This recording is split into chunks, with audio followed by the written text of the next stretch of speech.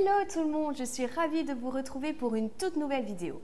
Aujourd'hui, je voulais qu'on vienne un petit peu sur le système scolaire québécois. Je voulais surtout vous présenter les intervenants au sein d'une école. Il me tenait à cœur de vous présenter le métier de deux intervenants qui étaient pour moi vraiment essentiels, le métier d'orthopédagogue et de TES.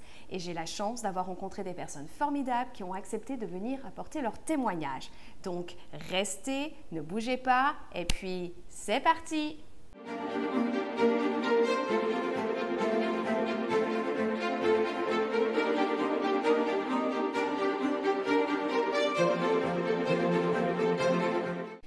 Quand je suis arrivée dans mon école, j'étais un petit peu perdue entre quel était le rôle d'une orthopédagogue et d'une TES. Donc c'est pour ça que j'ai voulu faire cette vidéo, pour que tous ceux qui arrivent au sein d'une école, ou même pour les parents, toute personne intéressée, vous expliquer leur rôle, quelle est leur intervention près des élèves, quelle est la collaboration qu'on peut développer avec l'équipe enseignante, et puis qu'apporte-t-elle au sein d'une école.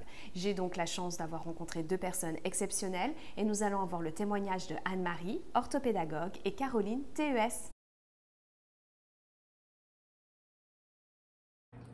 Allô, moi c'est Anne-Marie, je suis orthopédagogue, j'ai 26 ans et ça fait déjà 2 ans que je suis à l'école. Bonjour Anne-Marie, je suis ravie que tu aies bien voulu témoigner et nous expliquer ce que c'est que ton métier. Donc justement, est-ce que tu veux bien nous développer un petit peu, c'est quoi ton rôle au sein d'une école? Oui, donc moi je fais de la rééducation auprès des élèves. Donc je travaille une difficulté en particulier en français lecture ou français écriture et aussi les mathématiques. Je travaille sur l'île de Montréal dans une école primaire et j'ai mon bureau à moi individuel où je vois les élèves qui viennent en petits groupes ou individuellement. En fait, je travaille dans la même école et même je suis attirée vraiment au 2e cycle, donc je travaille avec les élèves de 3e et 4e année au primaire. Donc tout comme les enseignants, mon supérieur, c'est le directeur de l'école. Donc, on travaille en équipe. L'enseignant enseigne une matière, puis par la suite, si l'enfant, en fait, n'a pas saisi ou il résiste aux interventions faites par l'enseignant, moi, à ce moment-là, je prends l'élève en individuel ou en sous-groupe pour travailler cette matière-là. Ce que j'aime beaucoup, en fait, c'est vraiment travailler en équipe, justement, avec les enseignants parce que c'est ce qu'il faut en tant qu'orthopédagogue. Il faut être à l'écoute des besoins de l'enseignant, de la direction, des parents aussi.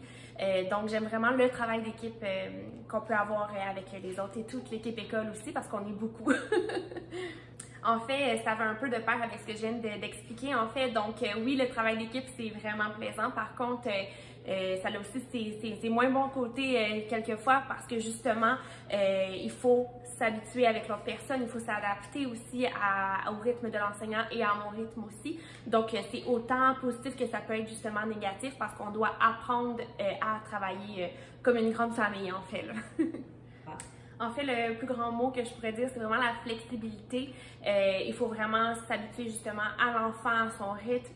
Parfois, on peut dire « Ah, sa difficulté est telle chose », mais finalement, on peut se retourner et puis se dire « Ah, finalement, c'est pas ça, c'est autre chose ». Donc, c'est tout le temps de s'adapter.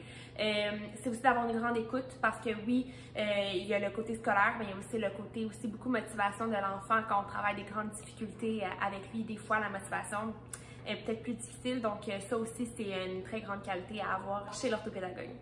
Je fais partie vraiment du corps enseignant, donc moi mon étude est faite en enseignement, donc je fais partie des enseignants.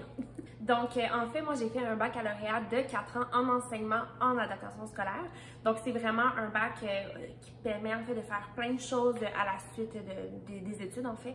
Donc il y a l'orthopédagogie, il y a aussi les classes spécialisées par exemple en troubles du spectre de l'autisme par exemple, en troubles du langage. Donc, il y a beaucoup de possibilités après ce baccalauréat-là. Avant, il y avait une maîtrise en orthopédagogie. Donc, avant, il fallait absolument faire la maîtrise de 2 ans par la suite. Par contre, maintenant, ils ont vraiment jumelé les deux. Donc, lorsqu'on termine un baccalauréat en enseignement, en adaptation scolaire, on peut devenir orthopédagogue. Donc, lorsqu'on termine, il y a plein de postes disponibles et il y en a beaucoup en orthopédagogie, autant que justement pour les classes spécialisées. Notre métier, en fait, c'est vraiment d'aider les enfants dans le besoin, donc soit en petits groupes comme orthopédagogue ou par exemple en classe spécialisée, c'est un petit peu la même chose. Donc oui, la pénurie est aussi grande chez les enseignants que l'orthopédagogue. Merci beaucoup Anne-Marie d'avoir apporté ton témoignage et nous avoir expliqué ce que c'était que le rôle d'une orthopédagogue au sein d'une école. Ça me fait plaisir. Bye! Bye. Allô, je m'appelle Caroline Boisclair, j'ai 33 ans, je suis éducatrice spécialisée à l'école Jacques-Rousseau.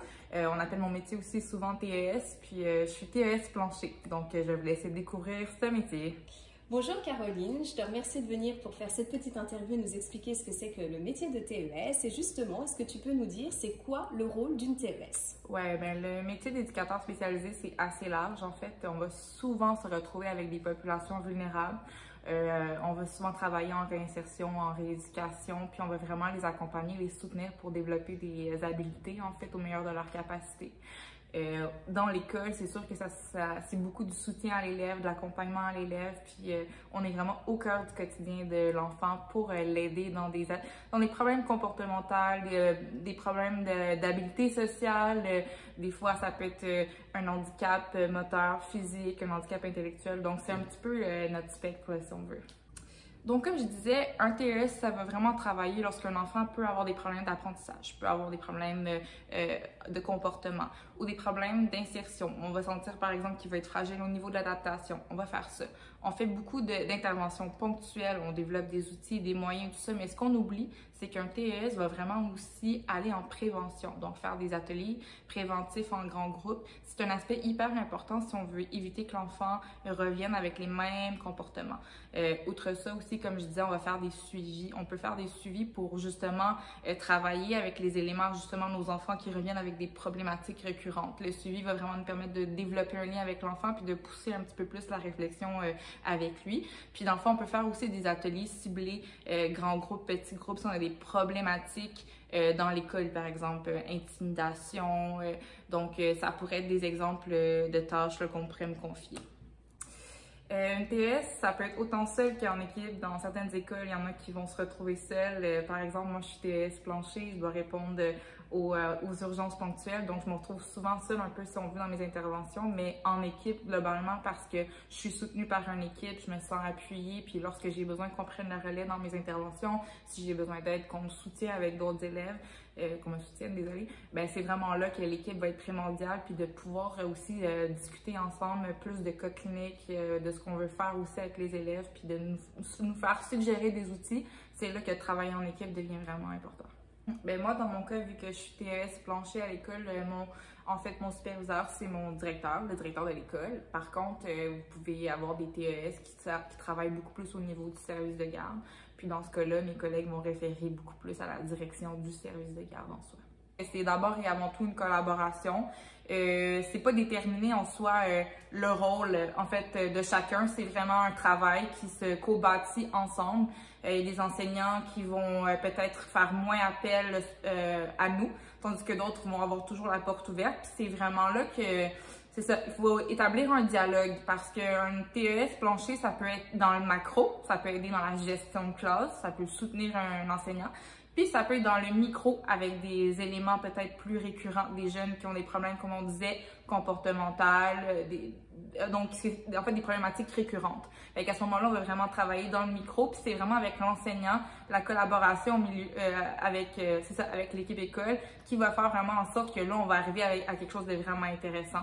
Autant au niveau des plages horaires, autant au niveau des outils à développer, autant au niveau de la concertation, de la discussion qu'on peut avoir pour aboutir justement à une entente commune pour vraiment amener l'élève à son plein potentiel.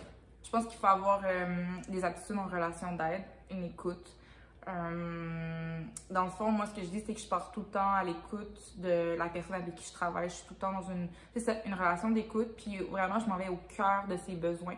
Donc, peu importe si la demande est disproportionnée ou non, moi, je pars toujours du fait que l'enfant nous demande, exprime un sentiment. Donc, moi, c'est vraiment là-dedans. Donc, l'écoute, c'est hyper essentiel.